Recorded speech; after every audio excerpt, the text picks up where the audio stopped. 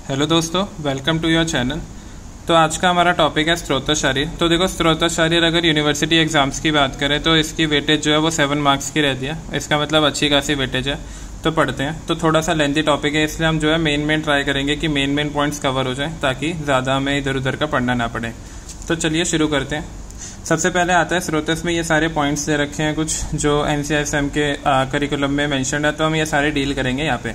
तो सबसे पहले आता है व्याख्या की बात करें तो देखो, व्याख्या क्या रहता है, श्रवणात् स्रोतांसी बोलते हैं, ये एक श्लोक की तरह ही है। तो शरीर के वे सभी भाग जहाँ गति क्रिया होती है उसे क्या कहते हैं, स्रोतस। मतलब जहाँ पे भी क्या होती है, गति क्रिया होती है उसे स्रोतस कहते हैं। जिससे स्राव निकलता हो उसे स्रोतस कहते हैं। मतलब डेफिनेशन ही चल रही है अभी, सारी जितनी भी बात करेंगे वो डेफिनेशन ही होती है। तो जिससे स्राव निकलता है उसे क्या कहते हैं, स्रोतस। यहाँ पे एक एग्जाम्पल है कि मिट्टी के घड़े से, तो यहाँ से हम समझेंगे कि होता क्या है। तो जिस प्रकार घड़े के अंदर पानी भरकर पानी रिसकर जो है बाहर निकलता है, उसी प्रकार हमारे शरीर में सेल्स के अंदर पदार्थों की श्रवण क्रिया होती है। जिस प्रकार, तो ये एग्जाम्पल कर दिया, जैसे घड़े के अंदर जैसे पानी रिसकर बाहर निकलता है ना, उसी प्रकार शरीर में भी छोटे छोटे छिद्रों से बाहर निकलता है। जिस प्रकार फिंगर जो उंगली होती है हमारी, उसको जब प्रिक करते हैं तो वहाँ से क्या रक्त बाहर निकलता है, ब्लड निकलता है, क्योंकि रक्त असंख्य छोटे छोटे छिद्रों में बटा हुआ होता है। छोटे छोटे पोर्स में, छिद्र यानी पोर्स, न कि नदी की तरह बह जाता है जैसे कि सिराओं के अंदर होता है। ठीक है, तो सिरा मतलब क्या था, वेन्स था, ये हम पहले पढ़ चुके हैं। उसके बाद जो रिक्त रचनाएं शरीर में किसी वस्तु को देशांतर में पहुंचाने के लिए वहन करती है, तो ये क्या है, रिक्त रचनाएं। तो देखो, ये सारे हम क्या बात कर रहे हैं, हमने 3 एग्जाम्पल्स की बात करी। ये सारा स्रोतस की डेफिनेशन समझाने के लिए सारी बातें हैं। तो ये क्लियर है, जो रिक्त रचनाएं शरीर में किसी वस्तु को देशांतर में पहुंचाने के लिए वहन करती है उसे क्या कहते हैं, स्रोतस कहते हैं। तो इतना क्लियर हो गया, व्याख्या की बात हो गई। नेक्स्ट आता है, यहाँ पे एक श्लोक आता है, ये इंपॉर्टेंट है, आप याद कर लेना, पूछ लेते हैं कभी कभी। यावन्तः पुरुषे मूर्तिमंतो भाव विशेषा तावन्तः स्वस्मिन् स्रोतसाम प्रकार विशेषा। मतलब पुरुष में जितने मूर्तिमान वाले भाव होते हैं, मूर्तिमान वाले भाव विशेष होते हैं, उतने ही पुरुष में स्रोतस के प्रकार होते हैं। सिंपल सी बात है, तो ये याद कर लेना। नेक्स्ट आता है उसके बाद, स्रोतस खलु परिणामम आपद्यमानानां धातूनां अभिवहिनी भवन्ति अयथार्थेन। तो देखो क्या, स्रोतस परिणाम प्राप्त धातुओं को अन्यत्र ले जाने के लिए वहन करने वाले होते हैं। ठीक है, तो स्रोतस क्या करता है, स्रोतस बेसिकली चैनल्स होते हैं जिनसे चीजें जो है फ्लो करती है, तो वहन करता है। शरीर में खाए हुए आहार से जो अनरस बनता है, आहार खाने से क्या बनता है, अनरस बनता है, उसके पचन से, उसी से क्रमशः शरीर के धातुएं जो है उत्पन्न होती है। तो ये भी ध्यान में रखना, श्लोक याद करने की जरूरत नहीं है, श्लोक ये वाले याद कर लेना आप, और बाकी इसका क्लियर होना चाहिए कि क्या है। उसके बाद बात करें अतः रस से उत्तरोत्तर जो भी धातु बनती है उसको वहन करने वाले सूक्ष्म अति सूक्ष्म मार्गों को स्रोतस कहते हैं। तो बार बार सूक्ष्म होता है, मतलब बहुत ही फाइन होता है ये। ठीक है, तो उसको क्या कहते हैं, स्रोतस कहा जाता है। अभी व्याख्या ही चल रही है। तो अतः शरीर में धातुएं जहाँ जहाँ होती है वहाँ से क्या रहता है, स्रोतस जो अवश्य होने चाहिए, ताकि ट्रांसफर किसी भी चीज़ का स्रोतस के द्वारा ही होगा ना, इधर से उधर कोई भी चीज़ वहन करेगी। फिर यहाँ पे आता है एक श्लोक है, मूलात् खादांतर देहे प्रसिद्ध त्व अभिवाही यत स्रोतस स्थिति विज्ञेयम सिरा धमनी वर्जितम। तो यहाँ पे क्या रहता है, ये इंपॉर्टेंट श्लोक है, इसको आप याद कर लेना। सिरा और धमनी को छोड़कर किसी मूलभूत छिद्र से देह के भीतर फैली जो भी वहन करने वाली प्रणाली है उसे क्या कहते हैं, स्रोतस कहते हैं। तो सिंपल है, सिरा धमनी को छोड़कर जो भी मूलभूत छिद्र थे, मतलब सिरा धमनी को छोड़कर जो भी वहन करने वाली प्रणाली होती है उसे स्रोतस कहते हैं। क्लियर है। नेक्स्ट आता है आकाश महाभूत की प्रधानता वाले, अर्थात अंदर से अवकाश युक्त, आकाश महाभूत की प्रधानता वाले अर्थात अंदर से अवकाश युक्त उन दृश्य अदृश्य शरीर अवयवों को भी स्रोतस कहा जाता है। तो सारी की सारी व्याख्या चल रही है कि स्रोतस है क्या। जो उत्तरोत्तर परिवर्तनशील धातुएं दोष, मलो, अन्न, जल, शब्द आदि विषय, मन इत्यादि का अभिमान करते हैं, अर्थात इन्हें शरीर में एक स्थान से दूसरे स्थान में पहुंचाते हैं, इस श्रवण को भी क्या कहते हैं, स्रोतस कहते हैं। तो ये सारा आप एक बार रीड कर लेना, एकदम क्लियर हो जाएगा। सिंपल सी बातें हैं कि स्रोतस क्या होता है और उसकी व्याख्या क्या है। तो ये सारी बातें हमने डील कर ली सारी। नेक्स्ट आता है स्वरूप की बात करें। स्वरूप क्या रहता है, स्वधातु समवर्णानी वृत्त स्थूल अन्योनी च स्त्रोतांसी दीर्घ वृत्त्या प्रतान सदृश्यानी च। स्वरूप की बात कर रहे हैं, ये भी इंपॉर्टेंट है, स्वरूप भी अक्सर पूछ लेते हैं एग्जाम्स में। तो देखो क्या रहता है, जिस धातु के जो स्रोत है वह उस धातु के समान वर्ण वाले, गोल, मोटे, सूक्ष्म आकृति में लंबी लता के समान होते हैं। ठीक है, तो जो धातु के जो स्रोत है वो उसी के समान जो है रिस्पेक्टिवली होता है। अर्थात लताएं चारों ओर फैलकर अपनी शाखा प्रशाखा से व्याप्त रहती है, सही बात है। उसी प्रकार स्रोत भी अपनी शाखा प्रशाखा से सारे शरीर में क्या रहता है, व्याप्त रहता है। तो स्रोत जो है पूरा एक नेटवर्क ऑफ चैनल्स है, और पूरे के पूरे शरीर में क्या रहता है, वो स्प्रेड रहता है। नेक्स्ट बात करें, स्वरूप की बात हो गई। उसके बाद आता है स्रोतस की उत्पत्ति एवं इसका क्या पंच भौतिक संगठन क्या है। तो स्रोतस की उत्पत्ति आकाश महाभूत प्रमुख है, ये ध्यान रखने वाली बात है, एमसीक्यू में अक्सर पूछ लेते हैं और वाइवा में भी। क्या कि स्रोतस की उत्पत्ति में आकाश महाभूत मेन है। स्रोतस की उत्पत्ति में कारणभूत होने वाला एकाधिक भौतिक सिद्धांत के अनुसार स्रोत जो है विविक्त अवयव पंच महाभूतों से बना है। तो ये भी क्या पंच महाभूतों से बना है, एकदम क्लियर है। उनकी उत्पत्ति के समान आकाश महाभूत अधिक के रहता है। तो होता तो पांच भौतिक है, बट मेन क्या रहता है इसमें, आकाश महाभूत रहता है। इंपॉर्टेंट बात है, ध्यान में रखना। उसके बाद आता है स्रोतों का संगठन आकाश तथा अन्य पृथ्वी वगैरह से भी बनता है, बट मेन क्या रहता है, आकाश रहता है। उसके बाद बात करें स्रोतस के पर्याय क्या रहते हैं, इसको फटाफट देखेंगे। स्रोतस के पर्याय ध्यान में रखना, कभी पूछ लेते हैं। स्रोतांसी सिरा धमनी रसायन रसवाहिन्य नाड्यः पंथान मार्गा शरीर इच्चर्याणि संवृत स्थानानि आशय निकेत शरीर धातव आकाशानाम लक्षणाम।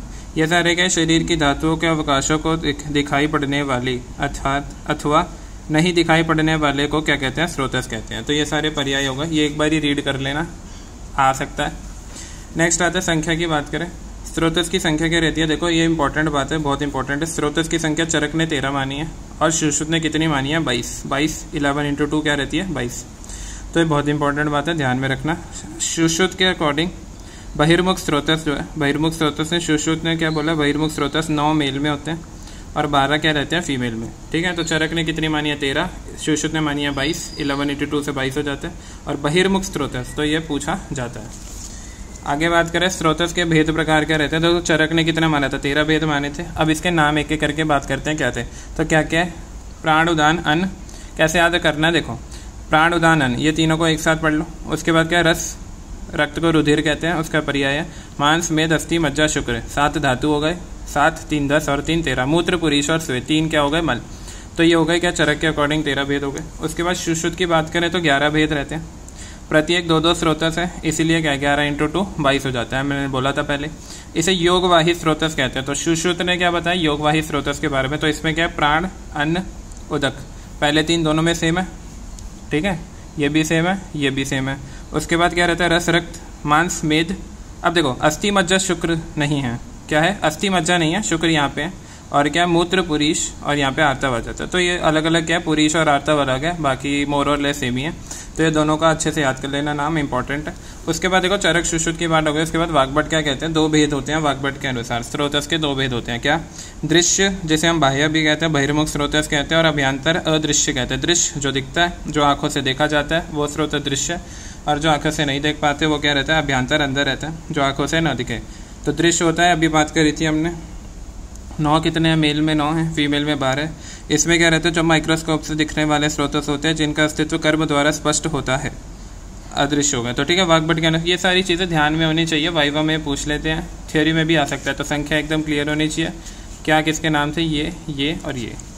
नेक्स्ट आता है उसके बाद बहिर्मुख स्रोतस के बारे में थोड़ी सी बात कर ले। तो बहिर्मुख स्रोतस जो है सुश्रुत ने दिया, श्रवण नयन वदन घ्राण गुद मेडरानी नव स्रोतांसी नाराणाम बहिर्मुखानी। तो ये नाम दे रखे हैं बेसिकली इसके, ठीक है।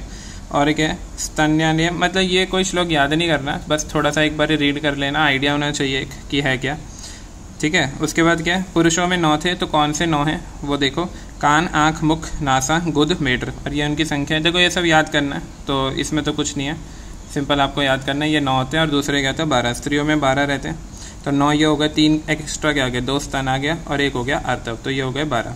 तो मेल में 9 हो गए, फीमेल में 12 हो गए, एकदम क्लियर है।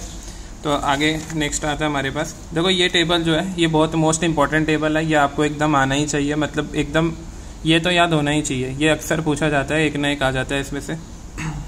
तो सबसे पहले क्या है, नाम तो हमें बताते हैं, प्राणवय स्रोतस है, क्या है, देखो प्राणवय, उदकवय, प्राण, उदक, अन्न, रस, रक्त, मांस, मेद, अस्थि, मज्जा, शुक्र, मूत्र, पुरीश, स्वेद और आर्तव।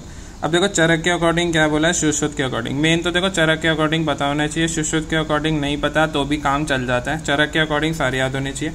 प्राणवय स्रोतस रहता है हृदय और महास्रोतस, और इसका ताल्लुक लोम है। देखो ये लिखा हुआ है, एक बार देख लो, आप स्क्रीनशॉट ले लो, तो ये लिखा हुआ है, ये सारा आप एकदम अच्छे से पढ़ लेना, ये टेबल बहुत इंपॉर्टेंट है। अब देखो यहाँ पे एक पॉइंट आता है, चरक ने 13 टाइप के बताए हैं जिनका मूल बताया गया, 13 टाइप जिनके मूल बताए हैं।